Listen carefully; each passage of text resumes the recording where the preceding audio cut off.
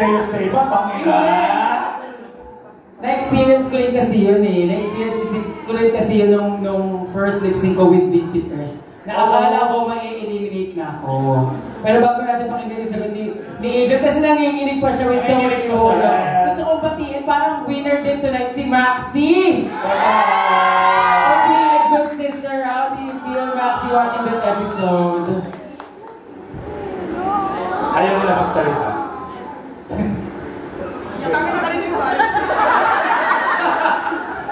Hindi, syempre nalungkot ako nung kaalis na siya sa competition kasi pangarap namin ito eh. Kaya sabi gustong pumasok doon, tapos naiiwan ko na naman siya. So, nalungkot ako. Hard. Super hard. Like, just I wanna die.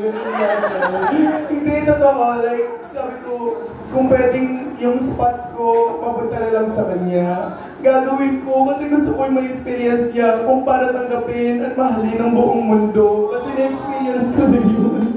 Kaya naiiyak pa rin ako kasi ang pagod niya umiyak. Actually, no? Diba? Lalo nag-post kanina. Oo, ganyan yun. Sul-sul eh. Which is, I don't love that for you and not for me, And I want to congratulate you and sa lahat ng fans, watch out for Angel dahil alam ko sa puso ko na mas magaling sa akin yung kapatid ko at mas charismatic, alam ko mas nakakatawa siya at gusto ko yung buong mundo makita yon dahil ayun talaga yung gusto kong mangyari simula pa lang kaya pinasok ko siya sa drag industry. Congratulations, sis, Speaking of kapatid, kasi kanina ko nakikita yung kapatid nila na isa, nandito yung bunso. Ikaw, nandito ako.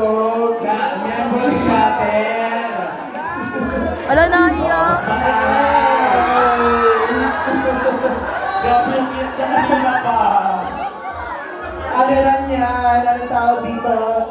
Drag fan din siya and future drag din dahil nagda-drag na rin siya sa bahay. Ano masasabi mo nung munti ka naman sa Shay Away si Angel? Grabe yung Hindi kita nga namin. Fairness naman. Ano gusto mong sabihin? Ano gusto mo na ate, Angel? Ano gusto mong sabihin? Na-message mo? Wala. Baka kapatid ka, kayo mga Naiyak ka lang yung fairness naman sa'yo. Naiyak lang siya kasi matatagal si Angel. Pero ito, future namin to kapag sa season 10. Yes, season 10. Season 4 na agad. Season 4 nilaban na agad, no? They actually 22 years old na to. Baby face lang siya.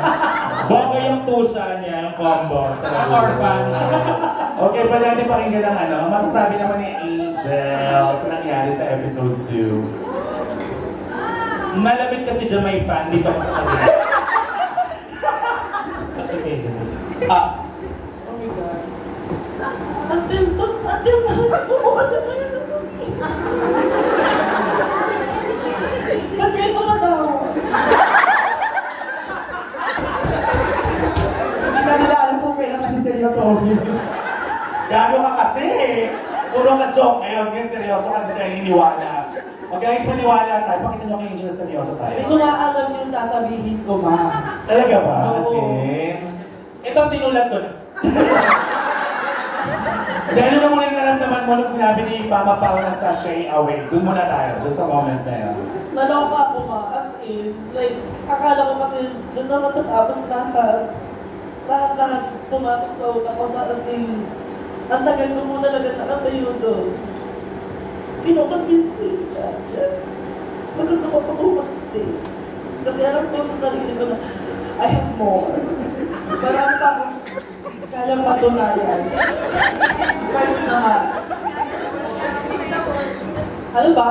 Ang lakas naman ng tama ko. Sorry. Reasonable precious. Precious place daw. Pero sinabi ni Mama Pao na, Angel, parang di pa kita kaya pakawalan ngayong Okay, alam mo na masasabi mo na sinashay away mo yung sarili mo? Ayan! Doon muna tayo. Kasi ang haba na ng moment ko that time. Parang So, na-edit na siya. Parang naisip ko, ang haba naman ang eksena ko na masyado, cancel na ako. At tagal din sabihin ni Mama Pao na ano, na stay away. Ako na nagsabi. Para hindi na akong masaktan, di ba? Kasi magaling sa'yo, hindi ka masasaktan, di ba? So, tip mo yan sa mga season 4 queens, pag hindi ka masasaktan pag sinasyayaw mo yung sarili mo. Pag feel mo na uuwi ka, unahin mo na. Sa shayaw. Pero ayun, I wanna say thank you to all the people. Thank you so much, people. Pipoy daw. Thank you so much, people. Ano, tangkin na nyo. Nandun pa ako, ano. Gusto nyo yun, di ba? Alam mo, grabe niyak sa'yo ni Mama Janet, oh. Thank you, Mama Janet. Pika na pera niya, lapit ka, tingnan mo. Ayan, Mama oh. Kasi Mama Janet. Napakamot ng ulo. Saka Mama Janet, mag-birthday ako.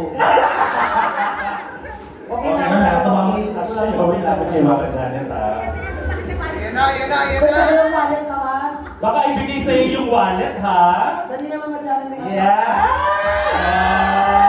Sino ba kung naiyak? Uy, pwede ako dyan, ha. Sino ba kung naiyak, my God? Uy, Angel, may happy ako dyan, ha. Nakakaiyak ko naman talaga. Ay, andito pala yung family ko. Yes!